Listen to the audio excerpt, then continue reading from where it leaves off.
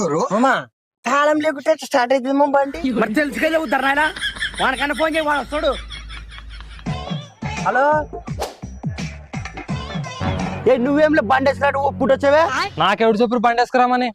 అల్లే నాకెప్పుడు చెప్తున్నావు నువ్వు బండి వేసుకురామని? Phone చేయమనేవే, phone చేసినే.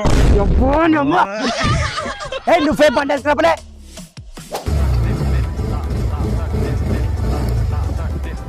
మళ్ళీ మైలే పెట్రోల్ అయిపోయినా మీ బతుకులు ఇంతే.